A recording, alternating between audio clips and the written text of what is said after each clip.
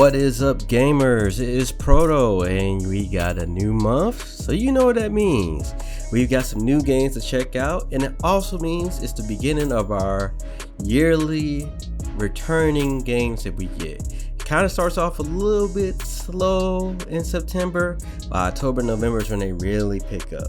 So let's not waste any more time. Let's look at the new games coming out for October. At number 10, we have Dragon Ball The Breakers. Now, Dragon Ball brings us their own spin on the Friday the 13th and Dead by Daylight game concept. In this game, you're trapped in a temporal timeline, playing as either a group of survivors trying to get free from the villain, or playing as the villain. And from what we've seen, you can play as either Cell, Frieza, and Majin Buu. And that makes it very interesting. I would love to play as Majin Buu, but that's just me. Now, if you're a survivor, you can either work together or solo to escape. Or if you're playing as the villain, you're going to be hunting them down, absorbing them to make yourself stronger, and getting stronger over the time, destroying the world and taking everybody out. So it's like, which side do you really want to play? Do you want to play the survivor, or do you really want to play the villain? I mean, I know there's some people out there that want to play Cell, Frieza, and Majin Buu. Point taken me. But it is nice little interesting concept on it. Now, along with this, you'll be able to unlock skills, skins, and tricks to help you fight back, and much more. Like I said, it's a very interesting take, putting the Dragon Ball universe in these type of games, definitely with its bright and beautiful colors, and I think that's very interesting and unique. But we'll have to see how both the Dragon Ball community and the gamers of this type of game take to this and see how they react. Dragon Ball The Breakers is set to release October 14th. At number 9, we have Ghostbusters Spirits Unleashed. Now fans can be their own Ghostbuster, tracking down ghosts or becoming ghosts themselves for the very first time.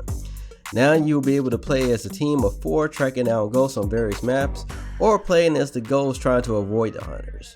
Now you'll be able to customize your ghost hunter and the ghosts with unique skills, the usual stuff that you can expect in these type of games. Now, fans of the movies and the TV show, growing up watching it, you really get out of kick, feeling that nostalgia feel, being an actual Ghostbuster, hitting them with the proton, throwing out the ghost trap, and being iconic ghosts from the series and cartoons. Of course, like I know everybody wants to be Slimer, trying to get away from everybody. And once again, another game in this type of concept where you got either you being a hunter or you being a hunted. And I think it's going to be interesting. I think it'd be a nice little taste. Like I said, being on the nostalgic end, being Ghostbusters, I think this could play out to be very good. I definitely like the art style with this game being a mix of shell shaded with bright colors. I think that makes it stand out from all the other games. But once again, we'll have to see how it plays out when we get our hands on it. Ghostbusters Spirits Unleashed is set to release October 18th. At number 8, we have New Tales from the Borderlands. Now, this is a new story for us to enjoy and have a good laugh in the Borderlands universe, and there's nothing wrong with that. A lot of people was wondering if we was ever going to get another type of game like this in the Borderlands series. Now, with this one, we have a brand new cast of characters that you'll help decide their fate as they try to survive an invasion, fight off monsters, and have some good laughs along the way. Now, like I said, playing similar to the previous one, you'll be traveling across 5 different story points, making decisions while encountering some familiar faces as well as making some new faces. So if you played the previous Tales from Borderlands, it's still going to play very similar to it. Now, me personally, I wouldn't mind seeing maybe like a full-fledged out Borderlands type of game that we love and play with these characters, just fresh new characters, but I would like to see how this plays out as well. But hopefully, we'll see how everybody takes to it. I know people fell in love with that first one, and like I said, people was wondering if they was ever going to do another one or not. So, let's see how this one plays out. New Tales from the Borderlands is set to release October 21st. At number 7, we have A Plague Tale Requiem. Taking place only a few months from what happened in the previous game, Amika and Hugo are trying to start over in a new area untouched by the plague. And things are going pretty well for them until his powers reawaken and the rats and plague reappear, forcing them to search for an island that may have a cure for Hugo. Now, both characters have new abilities and skills to fight off their countless enemies facing them and puzzles to solve. You'll have new powers to control the rats if you're playing as Hugo, and Amiga's gonna have some new moves herself, being able to perform some very nice stealth kills. And as you guys are working towards getting towards this island, you're gonna meet new friends and new characters that's gonna help you get that way. So I think that's very good. I definitely love how this game looks, the detail in it, the gameplay, the fact that you can, let everybody know you're there or sneak around or do a good mix of it.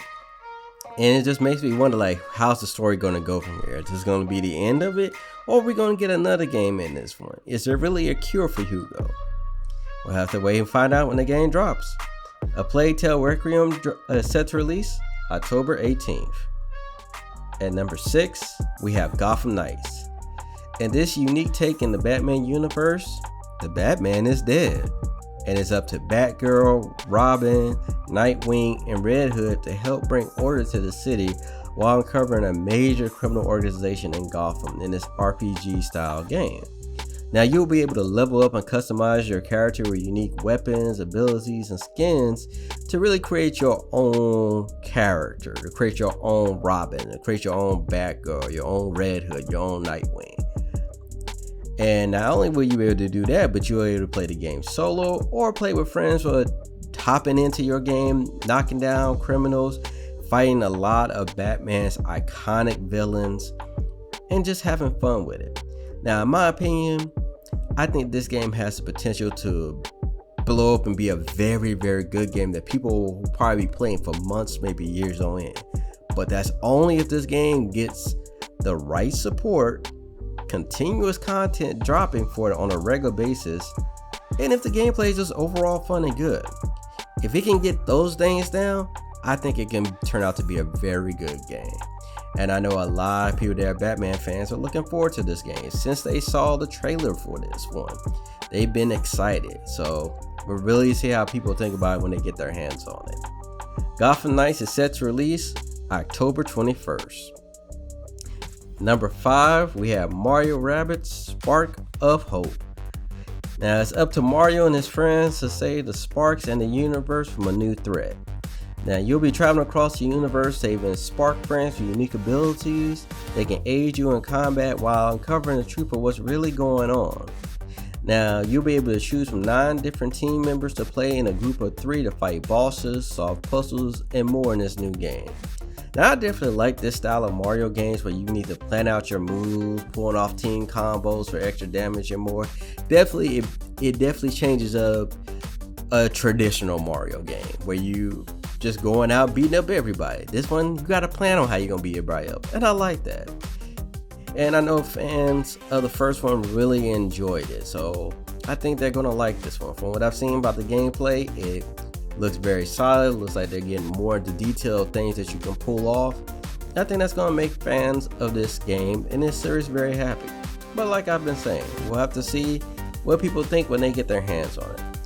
Mario Rabbids Spark of Hope is set to release October 20th.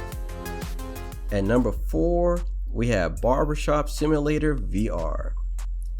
Now you can be the best barber in town, all in VR. You'll be able to run your own barbershop, cutting, styling, and washing hair to give your customers the look that they really want.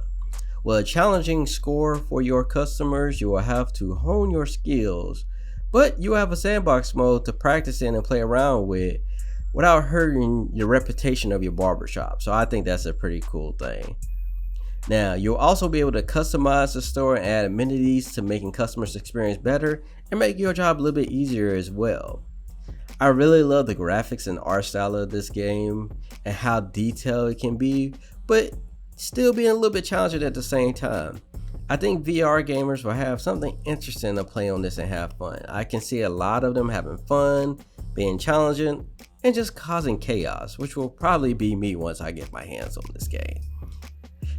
Barbershop Simulator VR is set to release in the month of October. Not a specific date right now, but set in October.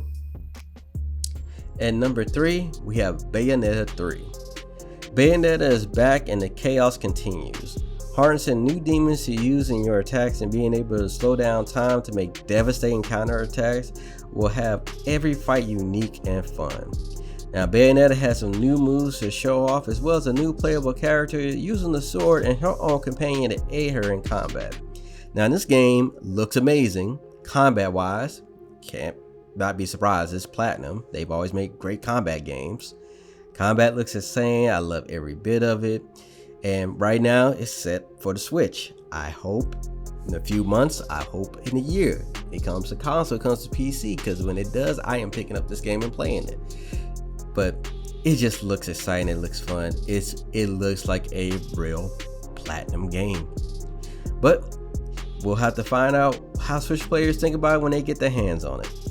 Bayonetta 3 is set to release October 28th. At number 2, we have Scorn. Now, this is a very unique open adventure horror game, setting you in this unknown place, trying to figure out what is going on and trying to understand how this world works. Now, you'll have to learn when to fight, when to hide with creatures in this world. You will be shooting some, but it's not big on a shooter. It's based on learning the environment and surviving, learning to pick your battles. You have to solve puzzles in this odd, jaw-dropping world, and the graphics, in my opinion, are on point. The detail that is in this world and the way that things interact with you, your body and things around, definitely not for the squeamish kind. If you cannot handle a lot of this, I cannot recommend this game, but I can definitely see a lot of horror fans enjoying this game. I can see a lot of Let's Play games dropping up this with gory details all being shown. Scorn is set to release October 21st. And at number 1, you know we've been looking forward to this. One I've actually been looking forward to, Call of Duty Modern Warfare 2. Our big yearly entry is here, and it's the remake of the Modern Warfare series for us. And this one is continuing the campaign of Captain Price and his team across the world trying to stop a global threat.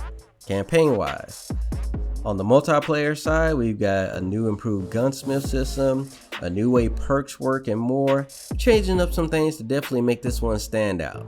Now, without a doubt, I can't say graphically, this one looks good. It looks great. And I am generally interested in this one. Like the last Call of Duty, I didn't really catch any interest in it, but this one really has my interest to play the campaign and get into the multiplayer for a little bit. And I plan on doing a review on this one, so I'm definitely looking forward to getting my hands on it. I'm going to do a review on the campaign and a review on the multiplayer. But those are the games we got coming out for October. We got some nice collection of games coming out, some nice unique games, some yearly games to enjoy, something for everybody.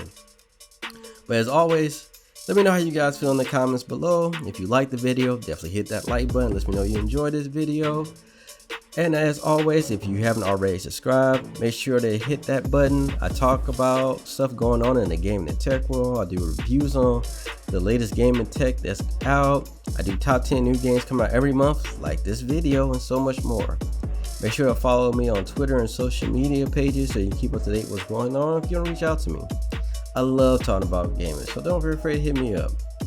You can catch me streaming on Twitch, playing indie, VR, PC, console games, and just having fun. So if you want to chat with me in real time, that's where you'll find me. This is Proto, and I'll catch you guys in the next video.